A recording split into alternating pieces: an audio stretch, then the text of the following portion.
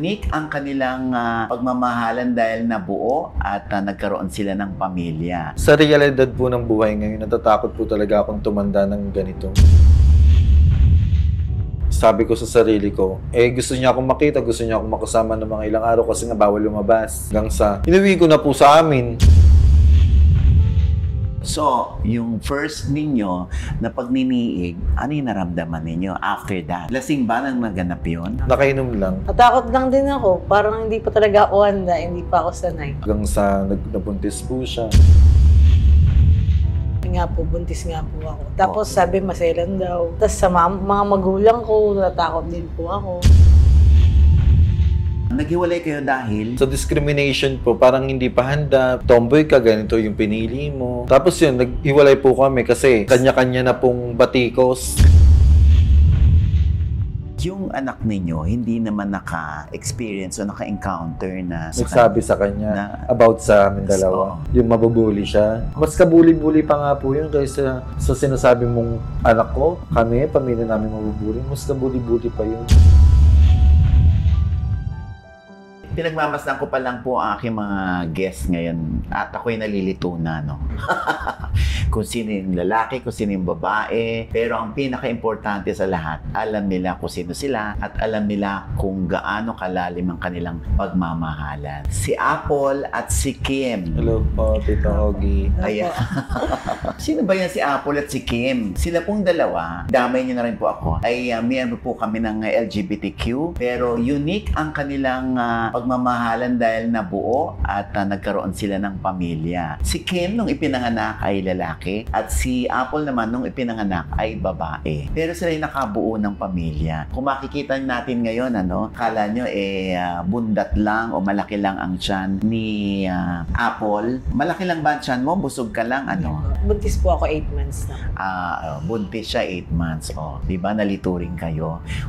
So, paano nagkakilala si Kim at si Apple? Dati po kasi, magkapit-bahay po talaga kami. Hindi po nagkakalayo yung agwat ng bahay namin sa bahay nila. Doon po sa may Tondo. Hanggang sa yung may times na may mga barkada po kami, na barkada din nila. Hanggang sa one time nagkainuman po. Tapos yun, hindi na po naiwasan syempre kapag lasing. Hindi naman po lasing. Syempre, parang pag may feelings ka sa tao, parang ganun. So naging close muna kayo? Opo, naging close muna kami. Nahulog ang loob mo sa kanya? Opo, pero before po yun, 2015 po, naging kami na. After nung mga barkadahan, inuman. When you say kayo na, mag-shota na kayo? Opo. Tapos nag-close pa po yun ng 2015 din, nag-running lang ng 8 months po. When you say nag-close, naghiwalay kayo? Opo. Bumalik lang ng 2020. Naghiwalay kayo dahil? Sa discrimination po, parang hindi pa handa, binubuyo ng mga barkada, bakit tomboy ka, ganito yung pinili mo. Kala ko tomboy ka, bakit hindi sa babae. Tapos yun, naghiwalay po kami kasi kanya-kanya na pong batikos. Ang mga friends nyo? Hindi po, yung mga taong nakakasalamuha po namin. Bakit naapektuhan kayo ng mga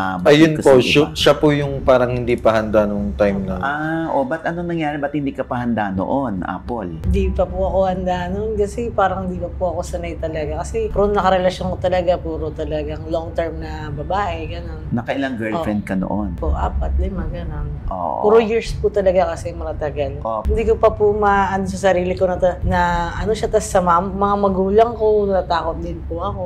Na dapat hindi pala kasi nga, dapat okay naman kasi pares lalaki, babae, ganun po. Natakot lang din ako, parang hindi pa talaga ako handa, hindi pa ako sanay. Emotionally and mentally, Opo. parang naninibago ka na Opo, bakit yun. nangyayari to, ganon? During your 8-month period na relationship, may nangyari na sa inyo nun? Opo, meron na. Isang beses lang. So, yung first ninyo na pagniniig, ano yung naramdaman ninyo after that? Lasing ba nang naganap yun? Hindi naman po, nakainom lang. Alam naman po namin sa isa't isa yun. Then ako, feeling ko po no, parang sabi ko, kung ibibigay ni Lord na makabuo, mas maganda kasi doon pa lang sa time na yun, kung nangyari yun, malaki na sana yung anak namin ngayon. So, meron kang intensyon na sana makabuo. Opo, may intention talaga kasi gusto ko po talaga magka-baby kasi natatakot po talaga ako. Sa realidad po ng buhay ngayon, natatakot po talaga akong tumanda ng ganito. Kahit sinasabi po ng iba, gusto mo rin naman pala mag-anak, bakit nagbakla ka pa, bakit mahaba pa buhok mo? Hindi sana nag-itsura pa lalaki. Hindi naman po ako naapektuhan dun, pero ang gusto ko po talaga magkaanak. Kasi lahat po ng mga kapatid ko may mga pamilya ni. Ikaw, gusto mo talaga yung matatawag mong iyo. Opo, Sarili iyo. Tapos may long time partner ako na may assurance ako na mahirap tibagin basta-basta yung makakasama ko. So, not necessarily siya yung Opo. i-imagine mo na magkakaroon ka ng pamilya. Hindi po sa kanya ako nai-imagine yung time na yun. May nakarelasyon. May nakarelasyon pa po kasi ako mga ibang lesbian bukod sa kanya. Lesbian, hindi straight na girl. Hindi po. Ganyan po, itsura niya rin pong ganyan. Nai-inlove ka sa ganong itsura? Hindi po ako basta-basta Na-attract ka? nai-inlove. May attractive po ako ng mga lesbian, lalo na kapag ka sa inuman. Tapos, pag naging ka-close mo na, pakikitaan ka po ng mga effort, gano'n. Doon kasi ako nang bumabasa sa effort kasi po, laging nasa isip ko, yung taong gumagawa sa akin ito, parang hindi kayang gawin ng lalaki sa akin. Ng straight. Opo, ng straight na lalaki. In general po, hindi po ako nagja-judge sa kapwa ko LGBT, pero napakahirap at napakamaraming ginagawa ang mga lesbian na hindi kayang gawin ng mga tunay na lalaki. Yung para pong kulang na lang, buhayin ka na. Meron naman po mga straight na lalaking ganun, pero hindi po lahat. At bihira lang po makatagpo ng ganung tao. Si Apple, kanina pa nangingiti para na kinikilig ka sa mga statement niya. Kasi po alam niya po yun sa sarili niya dahil minsan niya po ako na parang binubuhay niya ako. Wala po akong trabaho noon, pagkain ko sa kanya. Doon po ako naano sa kanya. Nagkasakit ako, binibili niya po ako mga gamot. Talaga. So ikaw ba, hindi ka ma-attract kay Kim kung hindi siya nakaayos babae? Na-attract po ako sa kanya nung ginuman kami nun. Yun na po, na-attract. Tas nung nagkaroon nangyari po sa amin, sobra po ako natakot nun. Kasi nga, first time ko sa lahat Siya nakauna sa'yo. Opo. Unang-unang kunento ko lang yun sa best friend ko na masaya ako na kinakabahan.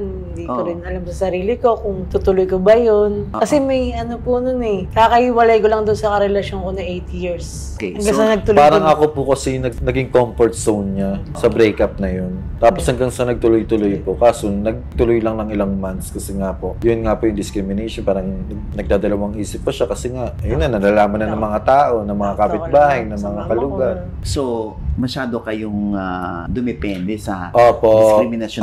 Kung ako tatanungin, hindi ko po iniintindi yung ibang tao. Siya po talaga ang naging apektado. Naapektuhan ka, bakit? Po, Kung kasi nakakarinig ka ng mga ganun ngaw-ngaw na mga kapitbahay, bakit? takot po talaga ako kasi parang hindi ako talaga sanay, hindi pa ako komportable na yung kami magkasama. Nagkakasama po kami pero parang hindi pa rin ako komportable. So, pag sa kalye, noon, 2015, nagsasama kayo, Yan, Opo, naglalakad. pero ayaw hindi yung nag-holding hands? Hindi po. Naglalakad po kami sa kalye pero hindi sa kalye na lugar namin. Sa Nakikita kalye lang po nila. kami, kunyari nagkita po kami sa isang Sa gano'n. isang lugar. Kunyari sa monumento, ganun po. Ganun po. Dumalayo po sa amin. Doon po namin nagagawa yung mga ganun. Pero yung sabihin mo sa mismong lugar po namin na alam namin kilala ka. Hindi po.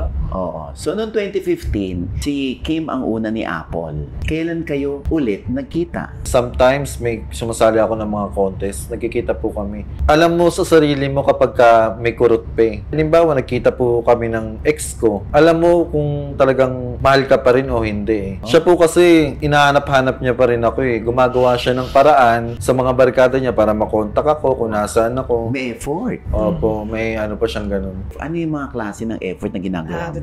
Makikitext po ako sa kaibigan ko, makikipagkonsintihan ako na pwede magkita kami minsan, ganyan. Siya naman, payag din naman po siya. Mabilis din naman siya mag-response. Nung nagkita kayo ulit, anong year ito? Nagkikita po kami madalas, pero hindi po kami yung as in nag-uusap, nagsasama. Parang hindi namin kilala isa't isa, pero nagkikita kami. Nagkaroon lang kami ng time nung bago mag-lockdown po ng Opo, 2020. yun na. Sabi ko sa sarili ko, gusto niya akong makita, gusto niya akong makasama ng mga ilang araw kasi nga bawal lumabas. Di nagka-banding na po kami, nagsama na kami hanggang sa inuwi ko na po sa amin. Inuwi mo siya? Opo, nung pwede nang lumabas. Tapos, Nagulat mama ko kasi nung time na yun wala pa kaming anak. Ang dala lang namin isang unan, isang electric fan. Doon kami sa mama ko muna. Nung nagsisimula kami hanggang sa may trabaho po siya noon. Pwede na ulit kasi magtrabaho po noon. Lumuwag-luwag na yung pandemic.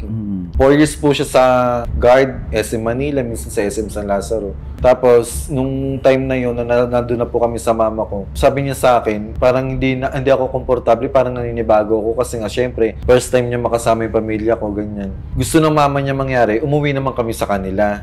Eh di pinauwi po kami sa kanila, dun na po nag-start lahat. Doon na po ako nakatira sa kanila, doon na rin po ako naghanap ng trabaho. Hanggang sa nakapasok ako ng Shopee, tapos nagkaroon kami ng online selling hanggang sa nabuntis po siya. Tapos nung nanganak na po siya, kasi sabi ko sa kanya, wala namang problema, makisama ako. Pero mas gusto ko po kasi nakabukod para makapagpunta din po kami ng gamit, makilala mo pa halos yung isa't isa. So anong nangyari? Nagbumukod kayo? Opo. What year? 2022 po. Bumukod kayo kasi ano na siya. Opo. Nabuo na. Opo. Lumabas na si baby. Opo. So ang hirap nun.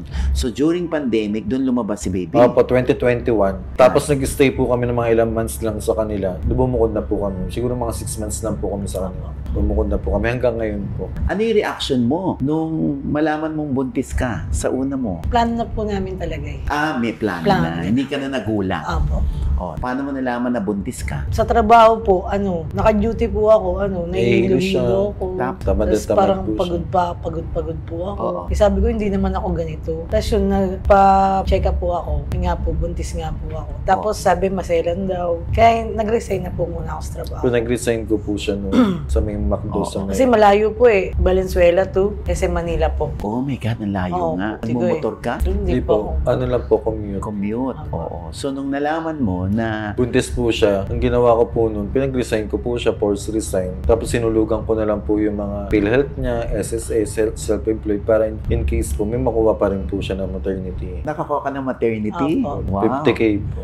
Paano yung dynamics yun habang siya'y buntis sa first nyo? Hindi po ako naiya, masaya po talaga ako noon. Hindi ako naapektuhan sa sinasabi ng tao. Kasi, bakit ako aapektuhan? Ikaw ba nagpapakain sa akin? Hindi naman ikaw nagpapakain sa akin. Close ba kita? Hindi rin naman eh. Hanggang dyan lang, ang akin lang po kasi hindi na ako bago sa mga discrimination. Lumaki akong gay, sa dami ng discrimination na natanggap ko. Hindi na bago sa akin yun noon, nagkaanak pa ako. Ang tanging nasa isip ko lang, hindi ako magpapapekto sa inyo. Ang nasa isip ko lang, mapalaki ko na maayos yung bata na alam kong magiging proud sa akin to paglaki nito. Kasi kahit naman anong gender mo, hindi naman yan sukatan eh. Pag mahal ka eh. Pag para sa'yo, para sa'yo eh. Kaya hindi po ako nababatikos kahit nung nagpa-maternity photoshoot po kami, nilabas sa social media, ang daming nag-trending, ang daming share, ang daming mga comments na mga negative, may mga nababasa pa nga po ako nun, magkabilang mundo eh. Yung mga basher na mga Wala lang masabi. ano masabi. Pero ayos lang sa akin. Hindi po ako nahiya, saan man akong lugar, mapatrabaho, mapapamilya, mapabarkada. Lagi ko po silang pinagmamalaki kasi isa lang po ang tanging hiling ko. Iba ang feeling kapag ka meron ka nito. Baka ikaw kaya basher ka kasi wala kang pamilya, hindi ka mahal ng pamilya mo. Ganun lang po. Ikaw, kaya mo yan? Ikaw, kinaya mo ba? Yung bashing? Opo, wala naman ako magagawa. Sila na yun eh. So, during her pregnancy, since sabi ng doktor mo ay maselan ka, so bawal ka magbasa ng mga SOCMED. Yan. Opo. Mga yun ipapatrigger para bumaba yung positivity mo. Sabi ko na lang huwag niya intindihin, ako na lang magbabasa kasi ako kinakaya ko po. Minsan nakikipagbardagulan ako. Pag alam mo yung gigil na gigil ka sa mga comment na po, ganun po.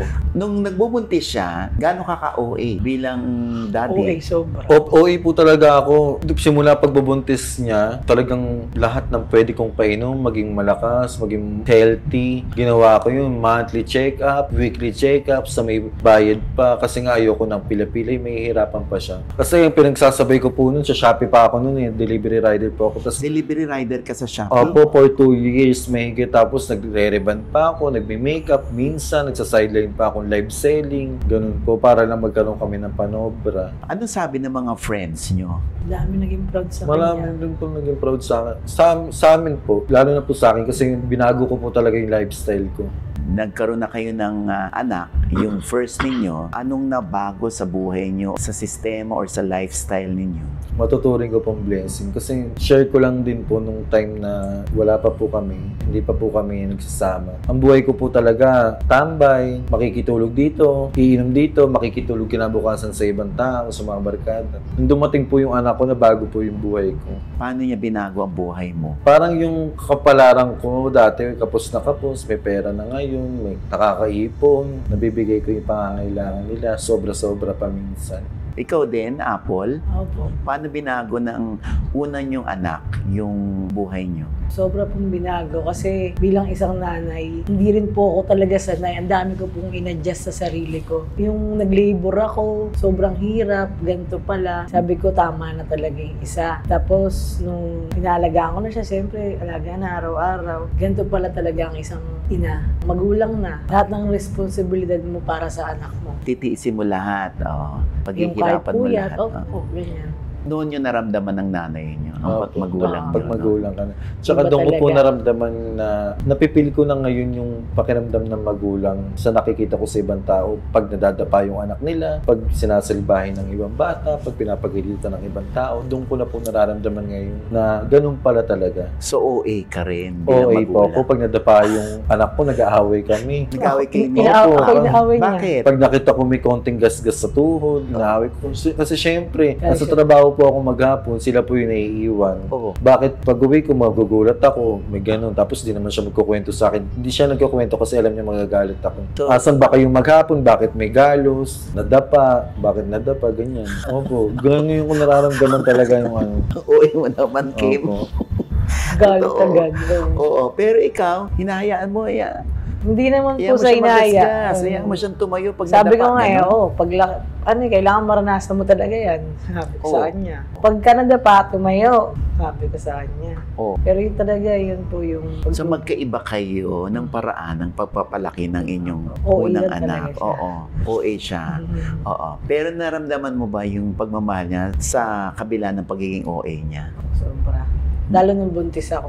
Ayaw niya akong pakikilusin. Siya talagang lalaba. Pag uwi ko po pa galing trabaho, naglalaba pa Alam ako. pa siya. Nang napakarami na pinagbihisan namin isang linggo, nilalabang ko pa yun. Patatapos ako, mga alas 12 na ng madaling araw. Pag gising ko na alas 6, papasok naman ako sa trabaho. Tapos minsan, pag nasa trabaho ko, pauwi na ako, dadaan pa ako sa palengke kasi pinagtitinda ko siya ng mga burger, fries, lumpia, Shanghai. Ako po gumagawa nun. Sa harap ng bahay niya? Opo, sa tapat namin. Bali, lutuin ko Noon. na lang po. Ito lang po, tumigil Ay, lang po kami na ito mga 2 weeks na. Kasi parang gusto ko muna makakapagpahinga kasi simula po nabuntis siya, yung trabaho, tapos pag uwi ko, ganun ang ginagawa ko, nagbabalot ako 100 pieces ng lumpia, togi, tsaka Shanghai. Oo. Namimili pa ako. Siomay. Pag bago pa po ako pumasok sa umaga, namimili pa ako mga tinapay niya kasi yung burger. So, ibig sabihin, huminto ka sa pagtatrabaho mo at ito ngayon ang pinagkakaabalahan Opo. mo.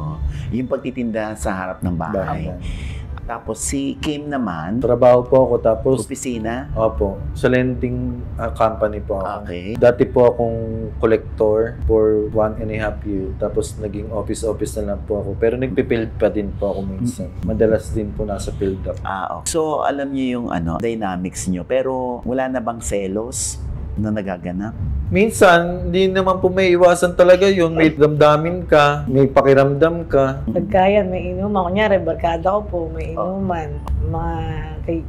Mga ex ko dati, darating doon, ganyan. Ex mo? Opo. Kasi Darating sa'yo? darating doon sa inuman kasi magbarkada po kami. Yan. Ayaw niya akong ano. Hindi ko po siya pinapapunta.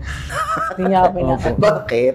Wala lang kasi iniiwasan ko po kasing mag-away kami. Kasi po, syempre, pag pare-pares na nakainom tapos ako hindi nakainom. Parang ang hirap manaway, ang hirap niyang kontrolin. Kaya mas maganda nang huwag kami mag-away. Tsaka kasi minsan, yung mga buyo-buyo ng mga barkada, andyan na yung ganito, yung andyan pupunta yung ex ni ganyan, ganito. Tapos ikaw hindi ka pupunta, ba't ayaw mo papuntahin? Ganyan. Mga ganun po. Kaya mas magandang huwag na nandun po pumunta.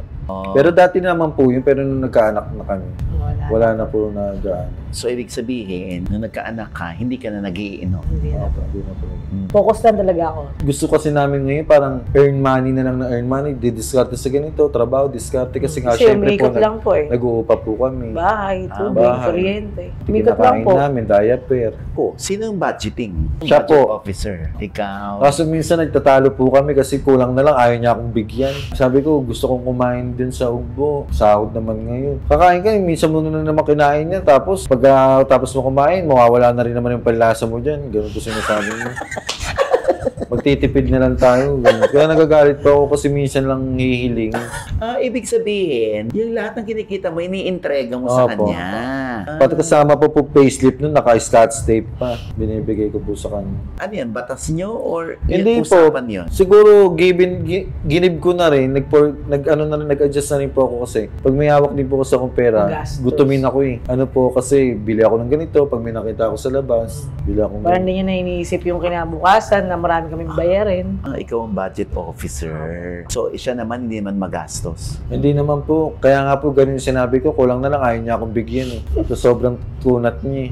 So, dumarating ba sa point na may mga nagkakagusto pa rin sa inyo, lalo na sa'yo, Kim? Dahil babae itsura mo. O, sa akin po talaga, alam niya po yan meron, pero sinasabi ko naman po sa kanya na may pamilya na tayo, niisip mo pa yan. Tinatanong mo siya pagka gano'n. Kung sino nag-chat ng ganito, bakit may nag-chat sa'yo, idol, ganyan. Idol. Oh. Chat siya, idol. Oh. May nag-chat po sa akin kasi mga ganun. Di chat mo, para malaman mo kung sino yan, sasabihin niya. Oo, sabi ko, yung cellphone ko, matutulog ako buong magdamag. Sabi mo, tawagan mo, kausapin mo kung sino yung nag-chat ng idol. Ano gusto sa kanya ganun.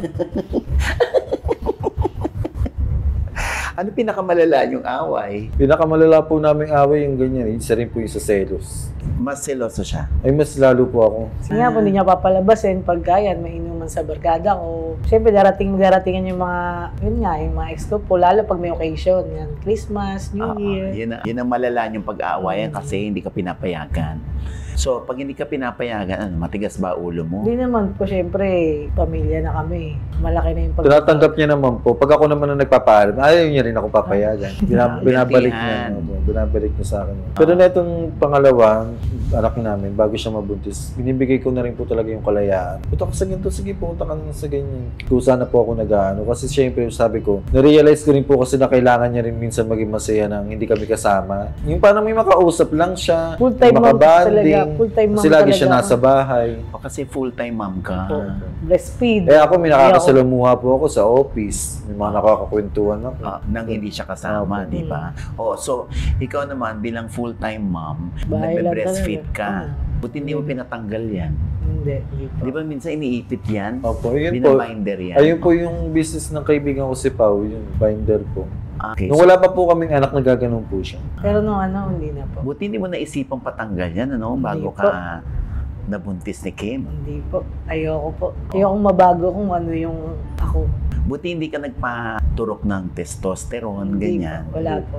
Wala. So, pagdating naman sa bebe time, paano yung galawan nyo? Sa bahay po kasi, galawang babae, ako po talaga, siya yung lalaki. Pagdating sa gawaing bahay, Opo, pag sa kama po, yung baby time, yun doon lang po nagkakaiba talaga. Lalaki Siyempre, ka hindi na naman, kumilos. opo, hindi naman kasi ako siyempre yung nagpa-exchange, hindi naman po ako ano. Siyempre, ako pa rin po talaga yung lalaki. Doon lang po talaga mag-iiba. Pero the rest, wala na po. Doon lang talaga pagdating sa ano. hindi dapat nakainom or kailangan nakainom para Kahit hindi lumakas naman loob. po kami nakainom, minsan nga pag-gising eh.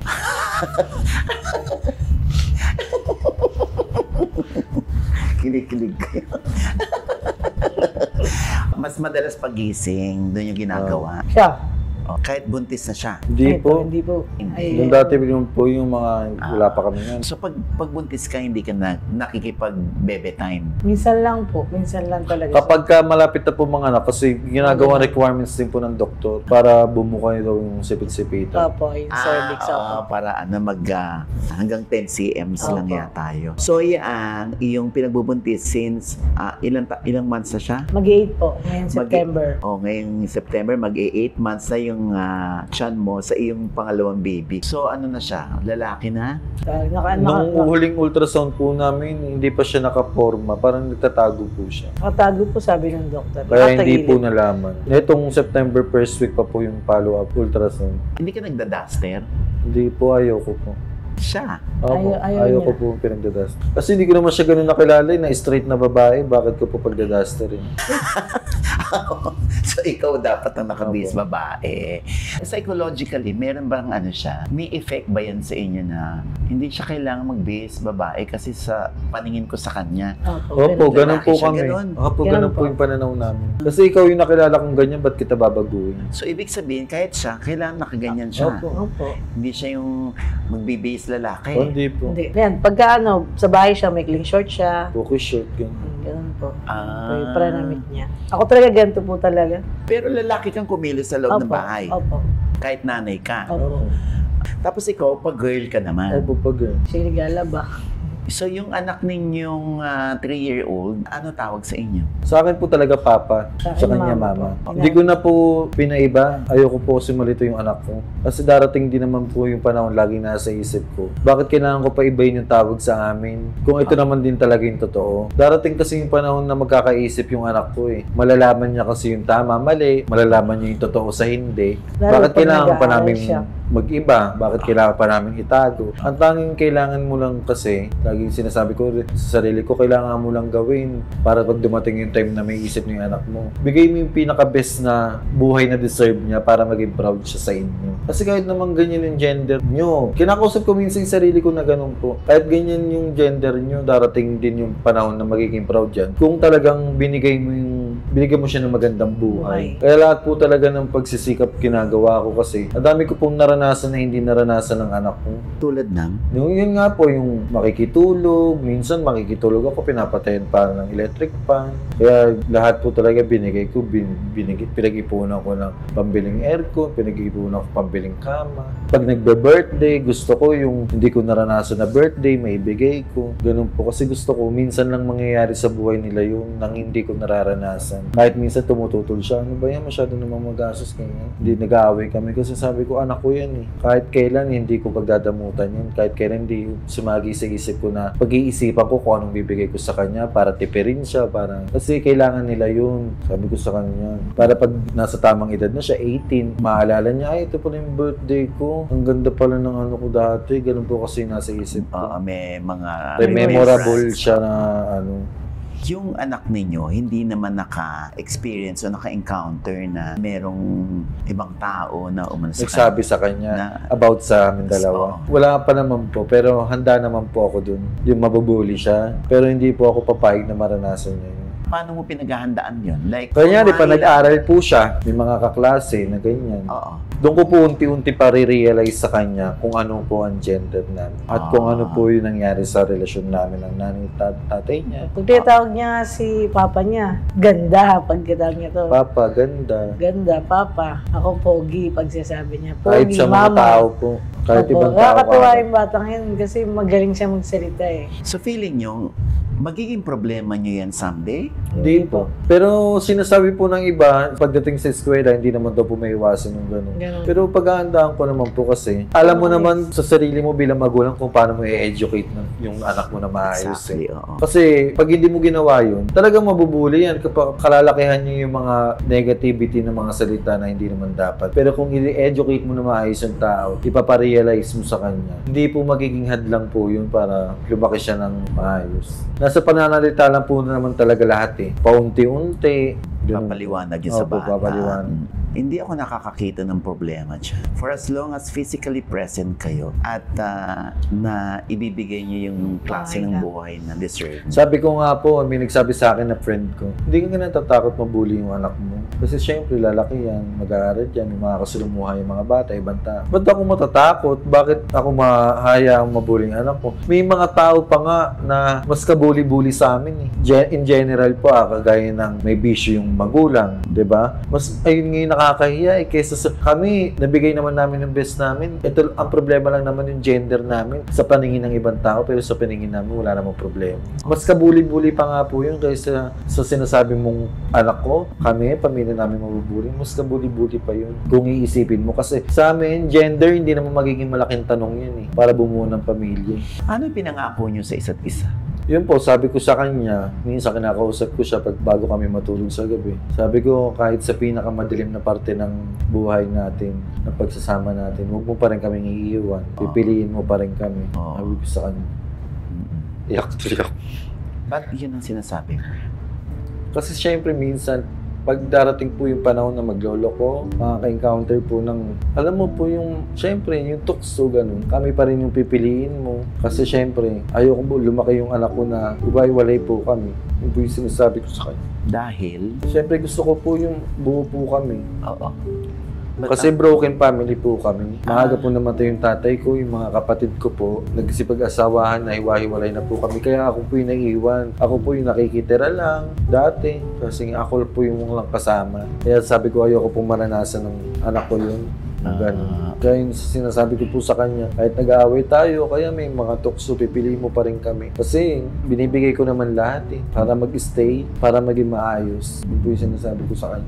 Bakit mo dinidikta sa kanya na piliin mo pa rin kami? Para po kung sakali lang po, maisip niya lahat ng ginawa ko, ginawa namin para mabuo yun, para tumagal ng ganun. Kung sakali lang po na ganun, matukso siya sa iba, kung sakali man nag-away kami na parang ang hirap na ayusin, piliin mo pa rin kami. Sabi ko sa kanya, piliin mo pa rin umuwi. Ba't ka naiiyak, Apple? May naalala ka? Iyak lang ako sa mga sinasabi niya. Ano pangako mo sa kanya? Hindi ko rin siya iiwan.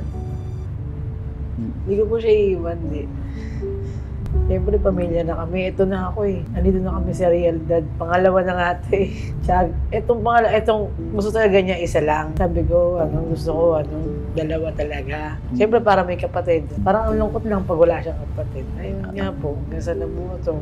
Sobrang saya ko din. Pilaano ko rin talaga to. Gusto ko rin.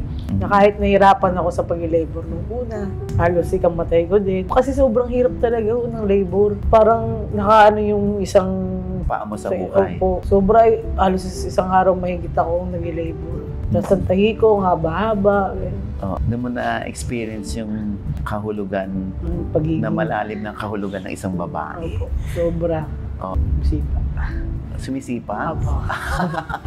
Ano ibig sabihin sa'yo pag sumisipa? Wala pa, siguro siya, natutuwa lang siya, ganyan. So, kailan na ang kasal? September 1 po, sabi. Paano kayo nag-decision, nag-come up sa decision na magpakasal na tayo? Kasi nandito na rin naman po yun. Tsaka pang second baby na po namin, na dapat Tsaka para magamit din po yung mga benefits ko pag nanganak siya. So, ikakasal na kayo sa September 1. Anong kadalasang tanong ang nakukuha ninyo na pagod na kayong sagutin? Pinaka-tanong na binato sa akin na pagod na akong sagutin yung habang buhay ba, yan yung pipiliin mo. Yung Pagkatao mo? Yung pagkatao ko. How do you answer that? Paulit-ulit ko na lang po sinasagot Na hindi ako natatakot. Ito ako. Na hindi ako nahihiya. Pinagmamalaki ko pa. Ikaw, Apple, yung pagod ka ng sagutin. Pagod na Pero po laging yun ang tanong. Pagod na akong sagutin na tanong sa akin, kailan ka manganganak? Ilang bang na? Kasi tuwing lalabas ako sa amin, ilang buwan na. May update sila. Looban po kasi kami. Kaya yung biro lang pa, yun nga po. Sa araw-araw na tanong, sabi ko, hindi niyo ba nakikita? Araw-araw tayo nakikita. I'm sure maraming makaka-relate sa inyo, no? Lalo na sa mga panig mo na natatakot na magbuntis at mas pinili na magpaka-lalaki, yung iba lang naman. No? Anong kaya mong ipayo sa kanila? Na-realize ko po sa buhay ko, simula nung nagkapamilya po ako, na lahat ng ginagawa sa atin ng magulang natin, na yung dati na hindi kaya maibigay, na-realize ko sa sarili ko na naibibigay namin sa anak namin. Kasi dati, di ba, mahirap ang buhay. Alam natin, mahirap ang buhay talaga ngayon.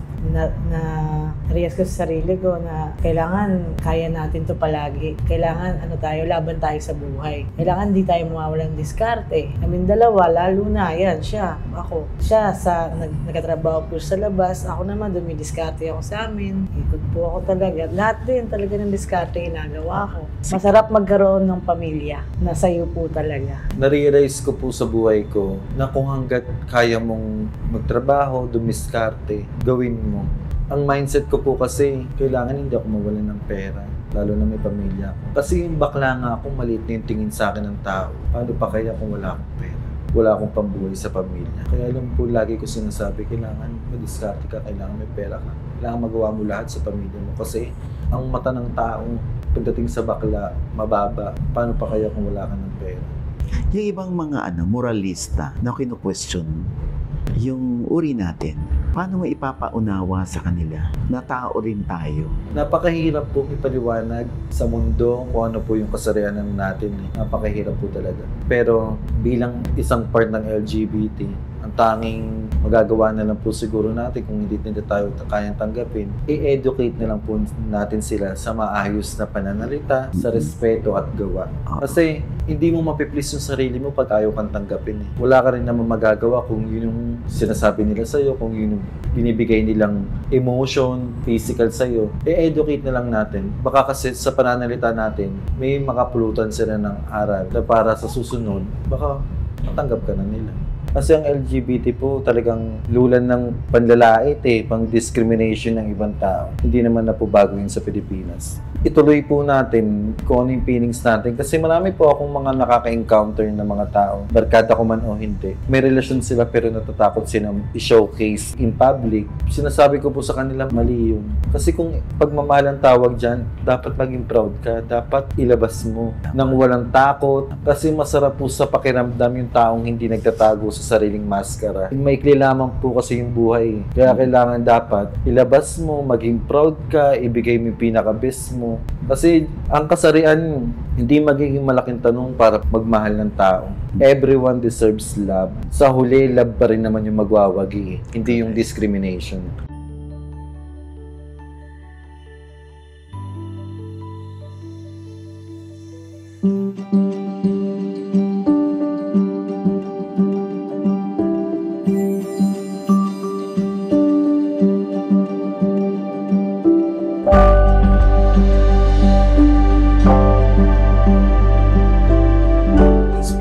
Yung love story nila para sa mga LGBT community natin. So sana makita yung story ninyo na mas maraming tao at maraming ma-inspire na ipaglaban yung kanilang pagmamahal.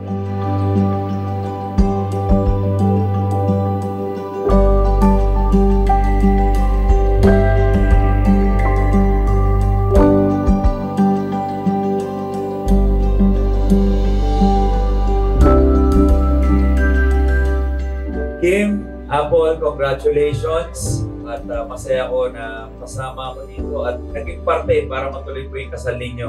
Siyempre, dahil ninong nyo na ako, gusto kong mag-iwan ng konting regalo sa inyo dahil nakita ko naman yung pinagdaanan ninyo. Hindi naging madali. So ako po, gusto ko lang mag-iwan ng konting regalo. Gusto ko sagutin yung honeymoon staycation ninyo. At syempre, dahil alam ko may baby on the way at magiging dalawa na yung anak ninyo, gusto ko makapagsimula kayo ng sarili ninyong pabuhayan. Gusto ko mag-iwan ng pangmatagalan ng tulong sa inyo. Bibigyan ko kayo ng puhunan para sa inyo. Oh my God! Pero yung puhunan na yun, ibubulong ko na lang ha. Mag-iiwan ako sa inyo, Kim and Apple ng...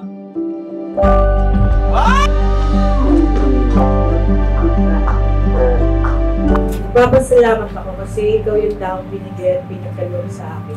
Sa amin. Ikaw yung taong binigay sa akin ng tatlo. Protektahan kami at bigyan mo.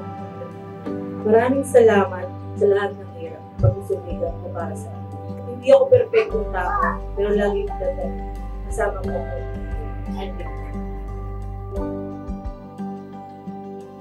Unang-una sa lahat, nagpapasalamat ako sa Diyos. Kasi binigyan niya kami ng isang tao, naging instrumento para masapatuparan lahat ng ito.